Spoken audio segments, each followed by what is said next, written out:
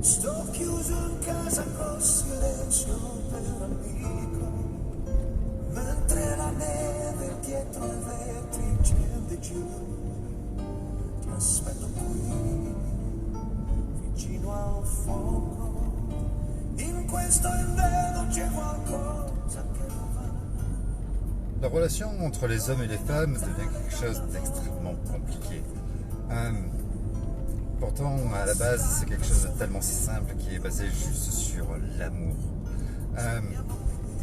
Si dans mes précédentes capsules, j'ai essayé de vous démontrer que ni la marionnette de l'Élysée, ni l'élite mondiale étaient le problème, mais que nous sommes réellement le problème. Nous, le peuple, ils nous utilisent. Ils nous utilisent et nous manipulent par ces outils de manipulation de masse que sont les réseaux sociaux, Internet, enfin tous les écrans, la télé, les médias, etc. etc. Et là aussi, dans cette relation, eh bien, ils nous ont bien utilisés. Si dans les précédentes capsules, je vous ai parlé de diviser pour mieux régner, et auquel tout le monde participe, non seulement par le fascisme avec l'islamophobie, le racisme, l'antisémitisme, etc., etc., mais surtout avec ce cancer de l'humanité, ce féminisme qui à la base est la femme veut être l'égale de l'homme, mais quel manque d'ambition et quel manque de respect envers vous-même, mesdames, être l'égale de l'homme. J'ai passé 34 ans de ma vie à sublimer la beauté des femmes et c'est vous dire à quel point je vous aime. Alors certes, j'ai eu une éducation extrêmement macho, d'origine méditerranéenne, d'origine italienne, corse, marseillais, avec un père et une perception de la femme assez particulière, mais mon métier m'a appris à vous respecter. Aujourd'hui, sur les réseaux sociaux, on voit des tas de façons de se haïr, de se maudire, et là aussi, bien, on participe à la destruction de la relation humaine et même au sein des couples. On est en train de casser ce qu'il y avait de plus simple, qui n'avait pas besoin d'être expliqué, l'amour.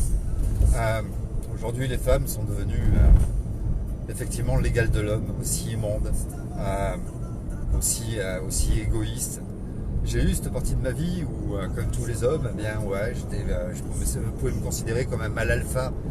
Et quand j'étais jeune et je couchais avec les filles en pensant qu'à mon propre plaisir. Mais je me suis rendu compte, c'est une femme quand j'étais très jeune qui a bouleversé ma façon de penser à la sexualité. Et qui au moment où eh bien, j'allais être dans mon extase, a tout stoppé, a dit non, maintenant c'est moi qui décide et c'est moi qui vais t'amener au plaisir si j'en ai envie. Et là j'ai tout compris ce que c'était la sexualité. En fait, en gros, si vous préférez, il n'existe pas de bon ou de mauvais coup, il y a juste une participation de deux individus qui fait que on participe au plaisir tous les deux. Et c'est à nous deux de mener la danse et d'aller ensemble jusqu'à la fin de la danse. Mais il n'y a pas de bon ou de mauvais coup, il y a juste des gens qui ne sont pas faits pour jouer ensemble, si vous préférez.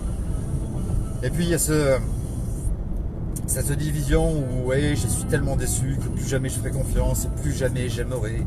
C'est un pervers narcissique. Et tout ça, vous êtes grand nombre sur les réseaux sociaux à y participer.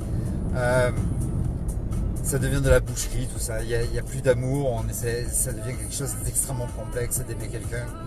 Mais si tu as été déçu, c'est parce que tu as donné, mais pas pour le plaisir d'offrir. Tu as donné en espérant avoir un retour, avoir quelque chose en échange. Alors que donner, c'est un cadeau. Donner, c'est à offrir avec le cœur et on n'attend rien en retour. On se fait plaisir à offrir.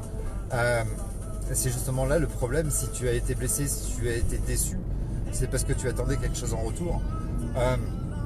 Quand j'offre de mon temps à avoir une écoute, alors oui, beaucoup de femmes viennent vers moi en me disant Lionel, on a plaisir à discuter avec toi parce qu'on sait qu'on peut se confier, qu'on n'est pas jugé, on sait qu'on peut tout te dire. J'ai peut-être cette chance-là parce que mon métier m'a beaucoup appris et que j'ai appris à écouter les femmes et à les comprendre. Mais si je le fais pas en attendant quelque chose en retour d'elles. Et quand je rends un service, quand j'aide quelqu'un, je lui dis, j'attends rien en retour de toi, je le fais parce que j'avais envie de t'offrir, de le faire, ça m'a fait plaisir de t'aider ou de t'écouter. Mais souviens-toi de cet acte et c'est un petit peu comme une partie de football où on va jouer non pas avec une équipe de 11 adversaires contre 11 adversaires, mais une équipe de 22 avec une seule et même cage. Il faut se filer la balle et arriver au but final, arriver à marquer un but, mais tous ensemble, pas en se battant les uns contre les autres. Et bien là c'est pareil, je t'ai rendu un service. N'oublie pas que un jour il y a quelqu'un qui t'a rendu un service et rends-le à quelqu'un qui en aura besoin. Pas forcément à moi, parce que moi peut-être que j'en aurais pas besoin, mais à quelqu'un qui en aura besoin. Cette chaîne qui devrait être une chaîne humaine, qui fait que on devrait tous s'entraider les uns les autres plutôt que de s'amuser à se critiquer, à se diviser, et même au sein d'une relation simple comme homme et femme. C'est un pervers narcissique, c'est devenu un mot sauvage à la mode qui fait partie d'une hystérie collective sur les réseaux sociaux. Si tu regardes, on est tous le pervers narcissique de quelqu'un, mais pointer du doigt et juger, eh bien c'est descendre l'autre. Comme j'ai tendance à le dire, eh bien juger, c'est l'art de tous les imbéciles. Comprendre demande beaucoup plus d'intelligence. Et je vous invite à avoir cette intelligence justement. Et si tu as été blessé un jour au sein de ton couple, si tu as fait du mal, essaie de te poser 5 minutes et de réfléchir. On a tous des épreuves dans la vie et elles doivent nous servir à nous construire, à ne pas faire les mêmes erreurs, mais s'il t'a fait du mal, ou si elle t'a fait du mal, essaie de remonter dans le passé pour savoir qu'est-ce qui s'est passé réellement pour que le couple en arrive là. Il n'y a pas de gens méchants. Il y a juste un ensemble de conséquences qui fait qu'à un moment donné, eh bien, la coquette minute, elle peut plus. Elle peut plus, et puis eh bien, il y a une personne sur les deux qui va mal gérer ses émotions, sa colère, et va finir par devenir ce que tu appelles méchant ou pervers narcissique. Mais ça s'est pas fait comme ça en un claquement de doigts, c'est peut-être parce qu'à un moment, ben, toi tu as dérapé. Je suis pas là pour raconter ma vie, mais je vais vous expliquer quelque chose. Il y en a certains qui sont au courant, mais j'ai rencontré une femme un jour qui m'a offert le plus beau cadeau qu'un homme puisse recevoir, un enfant, un fils. Et je n'étais pas prédestiné à avoir d'enfant et je n'en voulais pas, mais il est né très rapidement d'une relation. Et je ne regrette pas aujourd'hui d'avoir eu cet enfant parce que c'était un enfant merveilleux. Mais la relation s'est bien passée au début et puis j'étais un carriériste, j'avais la tête dans le guidon et je m'occupais principalement de mes affaires. Parce que quand elle m'a rencontré, j'étais comme ça et elle était contente que j'ai de l'argent. Et au début, elle s'en plaignait pas, mais quand elle est tombée enceinte, une femme enceinte, c'est magnifique, on peut dire ça, parce qu'elle porte la vie. Mais sexuellement, c'est immonde. C'est déformé, sexuellement, ça inspire rien du tout. Voilà, il faut avoir beaucoup d'imagination et cette imagination-là, je l'avais pas. C'est vrai que quand elle était enceinte, j'ai pris mes distances et je me suis plus intéressé à elle. Et dernièrement, je l'ai encore en fouillant dans le dossier juridique, j'ai retrouvé un de ses mails où elle m'explique ça justement. Je sais plus quoi faire, je me sens plus sexy et je te demande de m'aider. Et j'ai pas été là pour l'aider. Et en fait, j'ai fait ce qu'on peut faire de pire à une femme. Je me suis désintéressé d'elle. Je ne l'ai plus regardée, je ne l'ai plus. Et je pense que c'est ce qu'il y a de pire qu'on puisse faire à une femme. Je me suis plus occupé d'elle.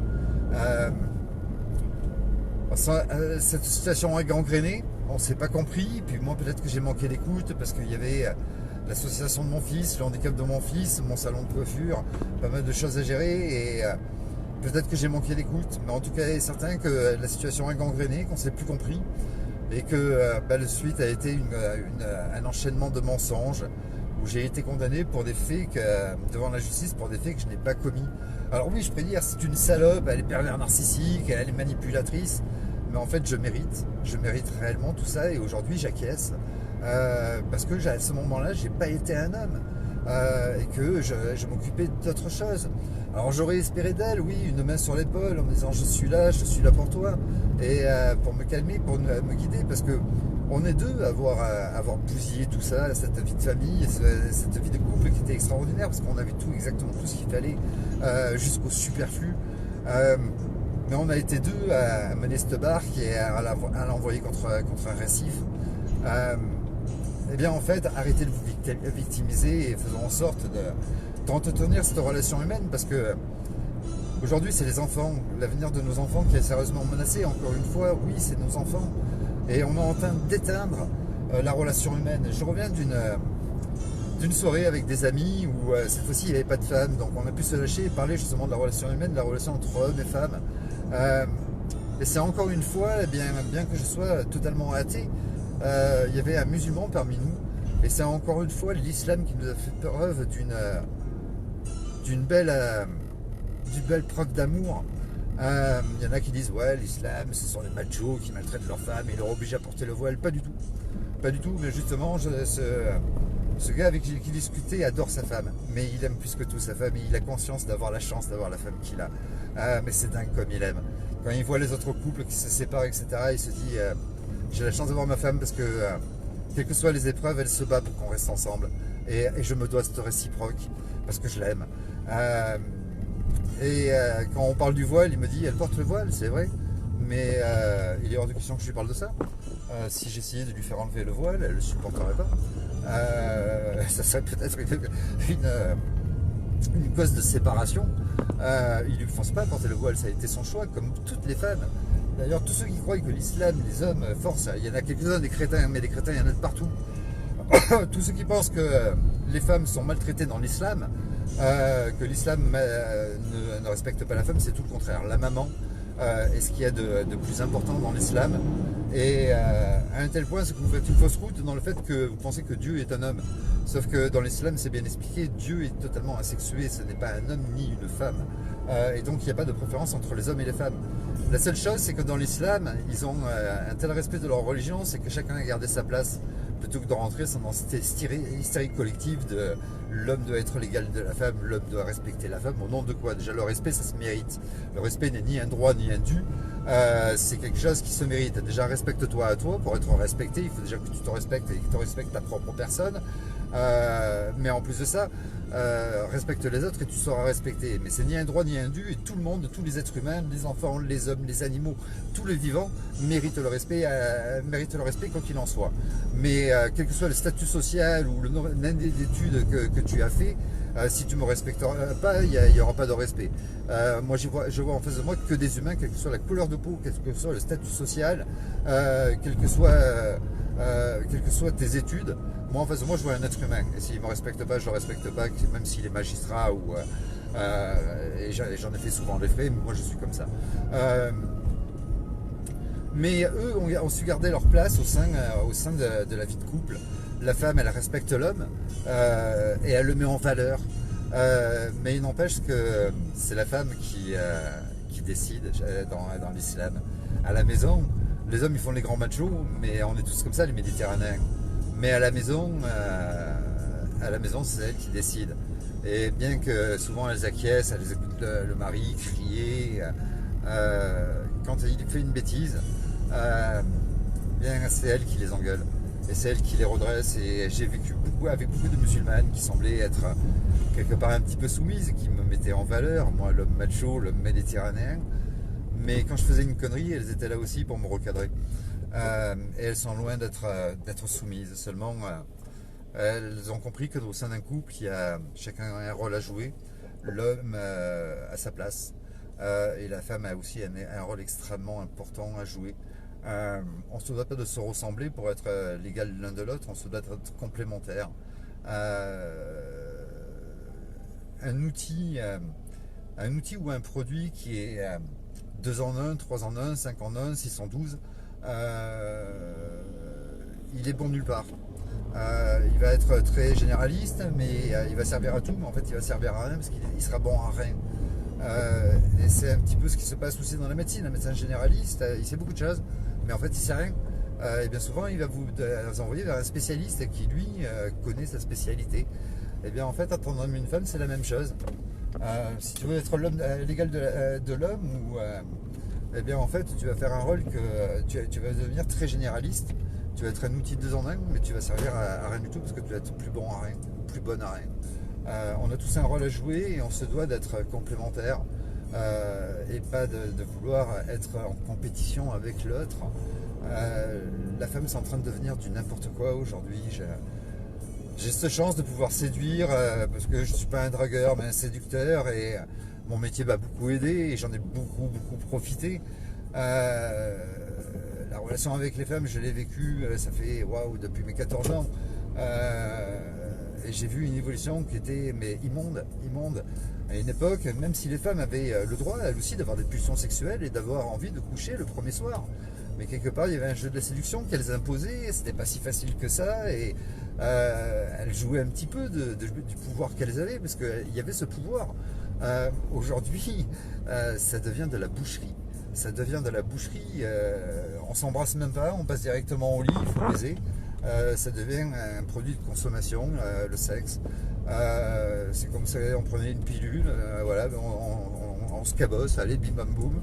Mais il n'y a plus aucun plaisir, il n'y a plus aucune. Ça devient de la boucherie. Avant, il fallait au moins qu'on parvienne à caresser la main, à s'embrasser. Il y avait toute une adrénaline, tout un stress, un bon stress qui se créait autour de la relation avant d'en arriver au lit. Et c'était juste magique. Aujourd'hui, c'est de la boucherie. Et la relation entre les hommes et les femmes ne ressemble plus à rien. Ces derniers temps, je rencontre des femmes où c'est du grand n'importe quoi. J'en ai quelques-unes, pendant que j'ai discuté avec elles regardent dans mon entrejambe pour voir si le paquet est assez gros. Alors elle regarde avec insistance, regarde-moi dans les yeux s'il te plaît, je te parle. Histoire de leur faire comprendre que ça devient dégueulasse le truc. Souvent, j'en suis à dire aujourd'hui ce que disaient les femmes à une époque. Je suis pas qu'un sexe, je suis une femme. Aujourd'hui, je le dis aux femmes. C'est un truc de dingue. Je suis pas qu'une bite sur pattes. Je suis aussi un homme. Dernièrement, j'ai reçu chez moi 15 jours une femme. Elle était en détresse. Parce que j'aime donner, parce que cette relation, elle doit perdurer, d'aider les autres.